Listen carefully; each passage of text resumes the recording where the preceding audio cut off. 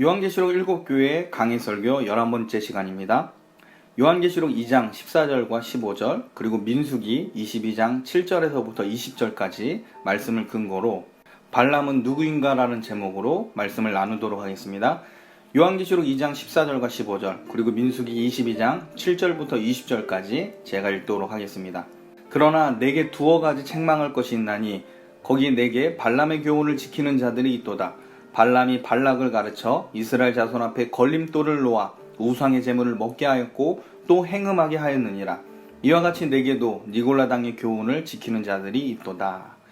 민수기 22장 7절부터 20절까지 읽겠습니다. 모압 장로들과 미디안 장로들이 손에 복술의 예물을 가지고 떠나 발람에게 이르러 발락의 말로 그에게 고하매 발람이 그들에게 이르되 이 밤에 여기서 유숙하라. 여호와께서 내게 이르시는 대로 너에게 대답하리라. 모압 귀족들이 발람에게서 유하니라. 하나님이 발람에게 임하여 가라사대 너와 함께한 이 사람들이 누구냐? 발람이 하나님께 고하되 모압 왕 십볼의 아들 발락이 내게 보낸 자라 이르기를 보라 애굽에서 나온 민족이 있어 지면에 덮였으니 이제 와서 나를 위하여 그들을 저주하라. 내가 혹 그들을 쳐서 몰아낼 수 있으리이다 하나이다. 하나님이 발람에게 이르시되 너는 그들과 함께 가지도 말고 그 백성을 저주하지도 말라.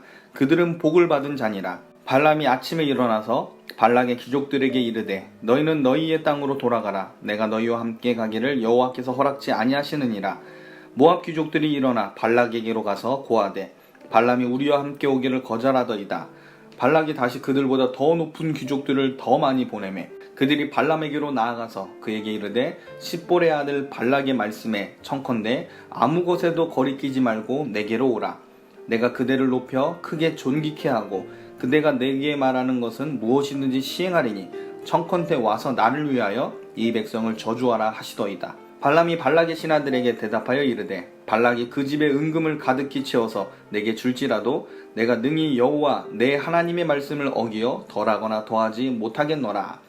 그런즉 이제 너희도 이 밤에 여기서 유하라. 여호와께서 내게 무슨 말씀을 더하시는지 알아보리라.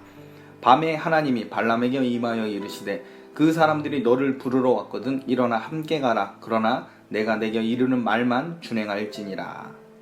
아멘. 버가모 교회는 다른 도시들에 비해 황제 숭배를 강력하게 강요하는 곳에 세워진 교회입니다. 그래서 당시 7교회 중 박해가 강하게 일어나고 있었고 벌써 안디바와 같은 순교자가 나오게 됩니다. 예수님께서는 버가모 교회에 너희가 사는 곳이 사단의 권자가 있는 곳임을 안다라고 말씀하십니다. 이 말씀이 버가모 성도들에게 굉장히 큰 위로가 되었을 겁니다. 그러나 버가모 교회 안에는 안디바 같은 좋은 성도가 있었지만 발람의 교훈과 니골라 당의 교훈을 따르는 자들도 있었습니다. 자, 14절과 15절에 이렇게 기록되어 있습니다. 그러나 내게 두어 가지 책망할 것이 있나니 거기 내게 발람의 교훈을 지키는 자들이 있도다. 발람이 발락이 가르쳐 이스라엘 자손 앞에 걸림돌을 놓아 우상의 제물을 먹게 하였고 또 행음하게 하였느니라. 이와 같이 내게도 니골라 당의 교훈을 지키는 자들이 있도다. 버가모 교인들 중에 발람의 교훈을 지키는 자들과 니골라 당의 교훈을 지키는 자들이 있었습니다. 발람의 교훈과 니골라 당의 교훈이 같은 것인지 다른 것인지 구별하기는 쉽지가 않습니다. 자, 먼저 발람의 교훈이 무엇인지 오늘과 다음 시간에 두 번에 걸쳐 살펴보고자 합니다. 발람에 대한 내용은 민수기 22장부터 24장에 나옵니다. 그런데 오늘 본문을 읽어보면 발람이 왜 거짓 선지자인지 분별하기가 굉장히 어렵습니다. 왜냐하면 발람은 하나님의 뜻에 순종한 것으로 보이고 심지어 이스라엘 백성을 축복하기까지 합니다. 게다가 발람은 이스라엘을 축복하는 중에 미래에 나타날 메시아에 대해서도 예언을 합니다. 그런 발람이 왜 거짓 선지자인지 알아내기가 쉽지가 않습니다. 일단 발람은 미디안 사람으로서 복수를 행하는 자입니다. 자, 민수기 22장 7절에 이렇게 기록되어 있습니다. 모압 장로들과 미디안 장로들이 손에 복채를 가지고 떠나 발람에게 이르러 발락의 말을 그에게 전하매. 자, 모압과 미디안 장로들이 발람에게 복채를 가지고 갔다고 합니다. 자, 이전 개역 성경에서는 복술의 예물이라고 되어 있습니다. 그러므로 발람은 미디안에서 유명한 복술자로서 점치는 사람입니다. 공교롭게도 발람이 모시는 신들 중에 하나가 여호와 하나님입니다. 여러분, 어떻게 이스라엘 사람도 아니면서 하나님을 섬기게 되었을까요? 본래 미디안 족속의 조상은 하나님을 믿었을 가능성이 컸습니다. 바로 창세기 25장 1절과 2절을 통해 알 수 있습니다. 자, 25장 1절 2절에 이렇게 기록되어 있습니다. 아브라함이 후처를 맞이하였으니 그의 이름은 구두라라. 그가 시므란과 욕산과 무단과 미디안과 이스박과 수아를 낳고. 사라가 죽은 후에 아브라함은 후처를 두었는데 그 여자의 이름이 구두라였습니다. 자, 아브라함은 그 구두라로부터 6명의 자식을 낳았는데 그 중에 한 명이 누굽니까? 미디안입니다. 그러므로 이스라엘과 미디안 족속은 아브라함을 같은 조상으로 두고 있는 사이입니다. 아브라함의 핏줄로 태어난 미디안도 분명 아브라함을 통해서 여호와 하나님에 대해서 어렸을 적부터 들었을 가능성이 큽니다. 그런데 아브라함에게 배운 이 여호와의 신앙을 미디안은 버린 것으로 볼 수 있습니다. 그 결과 미디안 족속은 하나님의 언약과 상관없게 됩니다. 심지어 이스라엘이 가나안 땅에 정착하는 사사기 시대 때 이스라엘을 침입하여 괴롭게 하는 족속 중에 하나가 됩니다. 사사기를 보면 기드온과 300용사가 미디안 족속과 싸워 승리하는 그런 기록을 볼 수 있습니다. 그러므로 우리가 알 수 있는 것은 아브라함 시대 때부터 이어져 온 이 여호와의 신앙이 변질 혹은 왜곡되어서 발람에게 내려온 것으로 추측할 수 있습니다. 그렇다면 발람이 여호와 하나님 한 분만 섬겼을까요? 그 당시 배경으로 볼 때 복술자 발람은 하나님 외에 여러 우상도 숭배했을 겁니다. 발람은 여러 우상신들 중에 여호와 하나님을 주신으로 섬겼을 가능성이 큽니다. 그렇다면 하나님께서 복술자 발람을 기뻐하시면서 말씀의 계시자로 삼으셨을까요? 전혀 그렇지 않습니다. 하나님은 점쟁이 이 발락을 자기 영광을 위하여 이용하실 뿐입니다. 여기서 우리는 하나님의 주권과 능력의 탁월함을 인정해야 합니다. 하나님께서 발람을 이용하시지만 발람 또한 하나님을 돈벌이로 이용하는 악한 이방 점쟁이입니다. 하나님은 발람을 이용해서 자기 백성 이스라엘을 모압 왕 발락 앞에서 높여주실 계획을 가지고 있으셨습니다. 하나님은 이 계획에 악한 점쟁이 이 발람을 이용하시는 겁니다. 하나님은 악인도 자기 지혜와 능력을 따라 수단으로 사용하십니다. 자, 그렇다고 해서 악인의 쓰임받는 것에 대해서 우리가 부러워할 필요가 없습니다. 악인은 하나님 앞에 쓰임받다가 버려지게 되어 있습니다. 사람뿐만 아니라 나라도 하나님께서 쓰임을 받다가 버려지는 일이 성경 역사에 자주 등장합니다. 한 예를 들자면 하나님께서는 악한 나라 바벨론을 사용하셔서 타락한 이스라엘을 심판하십니다.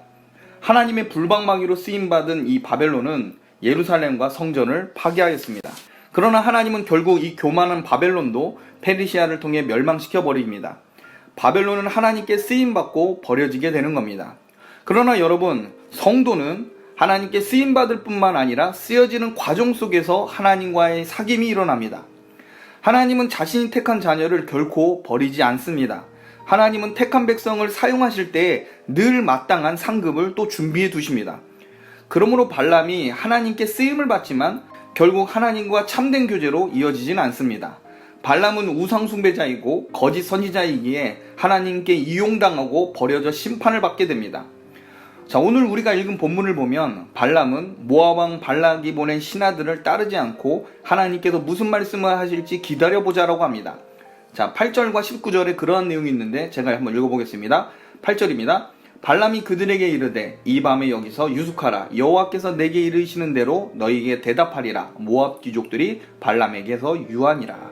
자, 19절에도 그런즉 이제 너희도 이 밤에 여기서 유하라. 여호와께서 내게 무슨 말씀을 더하시는지 알아보리라. 자, 발람은 지금 하나님의 말씀을 기다리겠다라고 합니다.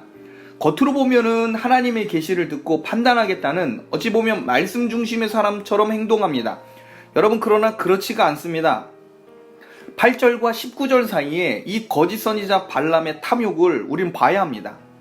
8절은 하나님께서 무엇이라고 말씀하셨는지 묻고 있지만 19절은 하나님의 뜻을 알고 있음에도 무언가 바라는 것이 있기 때문에 한 번 더 하나님께 묻겠다라고 하는 겁니다.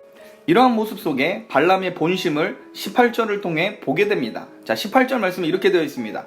발람이 발락의 신하들에게 대답하여 가로되 발락이 그 집에 은금을 가득히 채워서 내게 줄지라도 내가 능히 여호와 내 하나님의 말씀을 어기어 덜하거나 더하지 못하겠노라. 자, 처음에 발락 왕이 신하를 보내면서 높은 지위를 주겠다고 약속을 합니다. 그런데 발람은 관직을 줘도 이스라엘을 저주하지 못한다라고 말하지 않습니다. 전혀 엉뚱하게도 은금을 가득히 줘도 나는 못한다라고 말합니다. 자, 발람은 지금 은근슬쩍 높은 관직보다는 은금을 원하는 자기의 본심을 지금 드러내고 있는 겁니다.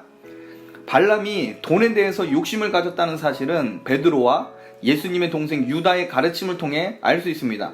여러분, 베드로후서 2장 15절과 16절에 이렇게 기록되어 있습니다. 그들이 바른 길을 떠나 미혹되어 부올의 아들 발람의 길을 따르는도다. 그는 불의의 삭스를 사랑하다가 자기의 불법으로 말미암아 책망을 받되 말하지 못하는 나귀가 사람의 소리 말하여 이 선지자의 미친 행동을 저지하였느니라. 베드로는 이 발람이 불의한 삭을 사랑하는 자라고 말합니다. 발람은 권세보다 물질 지향적인 사람입니다.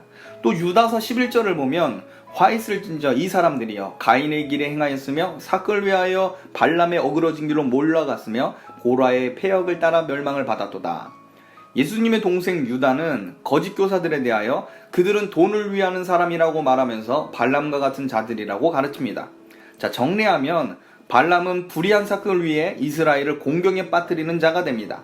발람은 간교한 거짓 선지자입니다. 발람이 돈을 받고 이스라엘을 공경에 빠지게 하는데, 자, 일단은 자기는 하나님 말씀대로 이스라엘을 저주하지 않았기 때문에 자기는 하나님께 순종했다고 스스로 여겼을 겁니다. 자, 그렇다면 발람은 돈을 얻기 위해 이스라엘을 어떻게 괴롭혔을까요? 일단 발람은 하나님의 말씀을 받고 그 말씀대로 순종하는 자처럼 보입니다. 발람은 절대로 입으로 이스라엘을 저주하지 않습니다. 오히려 이스라엘을 저주해달라고 하는 이 모압왕 발락 앞에서 이스라엘을 축복하는 용기를 보입니다. 발람은 충실하게 하나님 말씀 그대로 선포했습니다. 문제는 발람이 돈의 유혹을 쉽게 포기하지 않는 데 있습니다. 발람은 돈에 대한 욕심 때문에 하나님의 자녀를 타락시키는 방법을 모압왕 발락에게 알려준 장본인입니다. 발람은 하나님께서 무엇을 싫어하는지 너무나 잘 알고 있었습니다. 발람은 하나님과 이스라엘 사이를 떨어뜨리는 것이 최우선임을 알았습니다. 그리고 그 비법을 모압왕 발락에게 알려줍니다. 자, 그 내용에 대해서는 다음 시간에 한번 살펴보도록 하겠습니다. 자, 말씀을 마치겠습니다. 여러분, 발람과 같은 사람이 교회 안에 있을 수 있다는 것은 상당히 충격적인 일입니다. 버가모 교회 안에 발람의 교훈을 따르는 자들이 있습니다. 발람은 하나님의 음성을 듣지만 발람에게 있어 하나님은 돈벌이의 수단일 뿐입니다. 만왕의 왕이신 하나님을 다른 우상들과 함께 두고 하나님의 이름을 빙자하여 점을 치고 있습니다. 오늘날 교회 안에 하나님을 돈벌이 혹은 자기 문제를 해결하기 위해 여러 방법 중 하나로 취급하는 교인이 있을 수가 있습니다. 하나님의 말씀을 잘 듣는 것처럼 자기를 여러 모양으로 꾸며서 경건한 척 행동합니다. 그런데 그 마음에는 탐욕과 세상을 사랑하는 더러운 자아가 뱀처럼 둥지를 틀고 있습니다. 하나님께서 분명 이스라엘 백성과 함께 한다는 사실을 발람은 분명히 압니다. 그런데도 하나님과 이스라엘 사이를 벌어지게 하는 술수를 행합니다.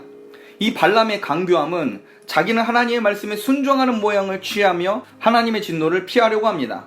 하나님 말씀대로 자기는 이스라엘을 저주하지 않았고 하나님 말씀대로 말했다고 하며 스스로 만족합니다. 하나님께서 나를 저주하실 명분이 없다고 스스로 생각할 겁니다. 그러면서 돈은 벌어야 하니 하나님께서 미워하시는 일을 하도록 모압왕 발락에게 알려줍니다. 여러분, 발람의 목적은 돈입니다. 발람은 발락에게 하나님과 이스라엘을 멀어지게 하는 방법을 알려주었을 뿐입니다. 저주를 받아도 모압왕 발락이 받을 것이라고 자기는 생각했을 겁니다. 여러분, 교회 안에 경건한 척하면서 한편으로는 교회를 타락시키는 이론을 퍼뜨리는 독보석 같은 사람들이 있을 수 있습니다. 이것은 굉장히 무서운 일입니다. 우상 숭배를 조장하고 교회의 세속화를 자연스럽게 받아들이도록 몰아갑니다. 황제 숭배는 국가 의례이니까 크게 문제 삼지 말자라고 합니다. 이러한 사람이 바로 발람의 뒤를 따르는 사람입니다. 그러므로 교회는 말씀 위에 굳게 서야 합니다. 그럴 때 교회는 발람과 같은 거짓 교사, 거짓 교인의 술수를 이길 수가 있습니다.